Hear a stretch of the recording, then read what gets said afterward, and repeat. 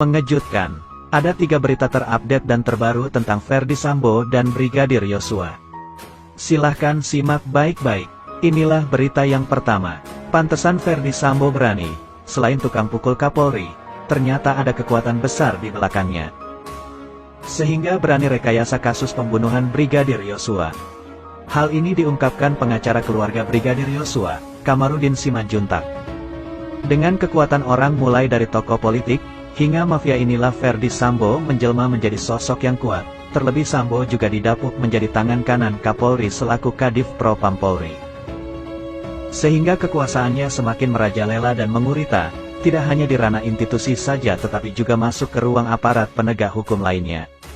Kamarudin menyebutkan Ferdy Sambo, tersangka pembunuhan berencana Brigadir J itu ternyata ditakuti level Jenderal Bintang 1, 2 hingga 3. Kamarudin Simanjuntak mempelajari alasan ketakutan Jenderal Bintang 3 pada Ferdy Sambo. Maka saya pelajari apa penyebab ketakutan. Rupanya di belakang Ferdy Sambo ini banyak kekuasaan tinggi baik di institusi kepolisian maupun kalangan menteri maupun DPR. Ada juga keterlibatan mafia-mafia, jelasnya sehingga Jenderal Bintang 3 tersebut takut. Memang benar keterlibatan mafia. Salah satu jet pribadi oleh BJP Hendra itu karena milik seorang mafia RBT, ujarnya. Kamarudin Simanjuntak menilai wajar ketakutan karena keterlibatan mafia. Wajar karena ada keterlibatan mafia bukti seorang BJP punya fasilitas pesawat pribadi, jelasnya. Ferdy Sambo tangan kanan Kapolri, bisa copot jenderal. Kamarudin juga menjelaskan kekuatan dari Ferdy Sambo. Pertama dia itu tangan kanannya Kapolri. Kadif Propam tukang pukulnya Kapolri. Di mana Kapolri pergi dia ikut. Ferdy Sambo zaman dulu pergi ke istana itu Kapolri. Di situ ada Kapolri, di sana ada Ferdy Sambo, ujarnya. Hal itu wajar kalau Ferdy Sambo punya kekuasaan tinggi. Tentulah pegang kekuasaan tinggi khususnya Propam sebagai penjaga etika dan garda terdepan menegakkan disiplin. Tentu dia bisa mencopot para jenderal baik di Kapolda, bahkan 1-2 tingkat di atasnya, ujarnya. Itulah berita yang pertama, sekarang Mimin akan bacakan berita yang kedua. Kamarudin Simanjuntak ungkap cara licik Ferdy Sambo untuk bebas, gunakan anggota DPR lobi istana. Kuasa hukum Brigadir Yosua, Kamarudin Simanjuntak ungkap kabar mencengangkan usai lama tak terlihat. Dalam wawancaranya, Kamarudin Simanjuntak mengungkap cara Ferdy Sambo agar lolos dari jeratan hukum. Ferdy Sambo diduga menggunakan anggota DPR untuk melobi kepada pihak kepresidenan dengan tujuan terhindar dari hukuman atas pembunuhan Brigadir Yosua. Lama tak terlihat dalam memperjuangkan kasus Brigadir Yosua, Kamarudin Simanjuntak yang baru saja sembuh mulai memberikan kabar terbarunya. Dalam wawancaranya, kuasa hukum Brigadir J itu mengatakan bahwa memiliki informasi terbaru mengenai Ferdy Sambo yang masih berupaya segala cara agar terhindar dari hukuman. Kamarudin Simanjuntak mengaku mendapatkan informasi dari intelijen bahwa terdapat anggota DPR yang diduga terlibat membantu Ferdy Sambo untuk lolos. Kamarudin mengatakan bahwa ada anggota DPR yang digunakan Ferdy Sambo guna untuk membantunya dalam kasus pembunuhan Brigadir Yosua. Ada dugaan keterlibatan dari Dewan, salah satu ketua komisi di Dewan dimanfaatkan oleh Ferdy Sambo untuk melobi istana melalui salah satu kementerian yaitu Kementerian Sekretaris Negara, ujar Kamarudin Simanjuntak. Kamarudin Simanjuntak mengatakan bahwa dirinya tidak tahu dengan cara tersebut akan berhasil atau tidak, namun dia memastikan bahwa informasi tersebut didapatkannya dari seorang intelijen. Dikatakan bahwa hal tersebut disampaikan kepada anggota kementerian yang merupakan seorang mantan anggota Polri. Berhasil apa tidak lobi itu saya tidak tahu, tetapi yang jelas berdasarkan informasi intelijen itu digunakan, kan begitu? Ketua komisi di DPR ini kemudian juga melobi kementerian yang lain yang menterinya itu ex-Polri, lanjutnya. Mengetahui kabar tersebut, Kamarudin Simanjuntak meminta dan mendesak Presiden agar membentuk tim independen guna mengusut tuntas kasus pembunuhan Brigadir Yosua.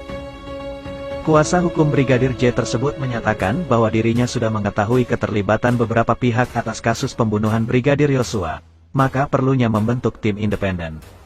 Karena saya sudah memahami perkara ini sejak awal, berdasarkan informasi-informasi dari intelijen saya yang menyatakan banyaknya keterlibatan para pihak mulai daripada Polres, Polda, Pidum Polri dan Propam kan begitu, jelas Kamarudin.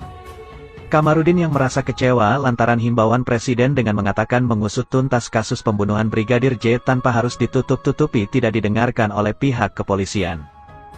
Tapi sayang yang dilakukan Presiden hanya berbicara 4 kali menyatakan buka seterang-terangnya. Tetapi sayang permintaan Pak Presiden itu tidak dihiraukan atau tidak diindahkan oleh Polri, begitulah kira-kira, ujar Kamarudin.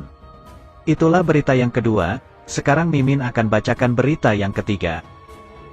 Melihat kemungkinan Irjen Pol Verdi Sambo terbebas dari jeratan hukum, terus ada upaya perlawanan. Kasus pembunuhan Brigadir J di kediaman Irjen Pol Verdi Sambo hingga kini masih terus menjadi perhatian publik.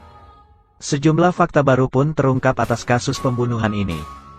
Kini yang terbaru, penasihat ahli Kapolri Prof. Muradi, melihat masih ada upaya perlawanan dari Verdi Sambo dalam kasus pembunuhan Brigadir J yang menjeratnya. Ia melihat upaya tersebut saat Ketua Komnas HAM Ahmad Taufan Damanik menyebut Verdi Sambo menyampaikan keterangan berbeda dengan tersangka lainnya, yakni Baradae, soal siapa yang melakukan penembakan terhadap Brigadir Yosua. Menurut Baradae, yang menembak Brigadir J adalah dirinya dan Verdi Sambo, atasannya yang saat itu menjabat Kadif Propam Polri. Namun, dalam rekonstruksi Verdi Sambo menolak melakukan reka ulang adegan tersebut. FS mengaku tidak menembak. Ini hal serius, harus di-cross-check soal pengakuan FS menembak atau tidak. Ini kan ada perbedaannya, kalau saya kira, saya implisit menangkapnya memang masih ada upaya perlawanan. Perlawanan untuk mengatakan saya tidak melakukan itu, ucap Muradi. Namun, Guru Besar Politik dan Keamanan dari Universitas Padjadjaran, Bandung, meyakini akan ada proses hukum yang lebih komprehensif dan efektif. Ia juga yakin bahwa tersangka akan menerima ganjaran sesuai perbuatannya. Apalagi Verdi Sambo dikenakan pasal berlapis. Bukan hanya pembunuhan berencana, tapi juga obstruction of justice. Saya optimis alurnya tidak akan keluar dari 20 tahun penjara, minimum, lanjutnya. Budiman Tanurejo kemudian menyinggung kasus Marsinah karena dinilai memiliki kesamaan dengan kasus pembunuhan Brigadir Yosua.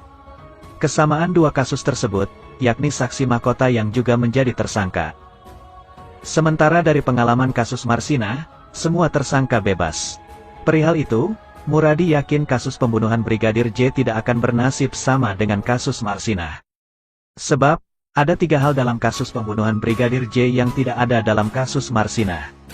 Pertama, menurut Muradi, dalam kasus pembunuhan Brigadir J ada CCTV yang digunakan sebagai barang bukti. Kedua, yakni adanya tekanan dari publik. Termasuk perintah dari kepala negara agar kasus tersebut diusut secara terbuka dan terang benderang. Kemudian yang ketiga adalah pengakuan terbuka dari Baradae. Baradae walau jadi saksi sekaligus tersangka, dia menyadari apa yang dilakukan tidak betul. Dia menembak bukan inisiatif dirinya sendiri, melainkan perintah atasan. Proses ini yang saya kira harus dijaga, terang Muradi. Kendati begitu, ada satu hal yang dicemaskan Muradi, yakni Baradae sendiri. Saya sih khawatir seperti disampaikan beberapa pengamat kepolisian yang backgroundnya polisi, bahwa jangan sampai Baradae ditiadakan, ucapnya.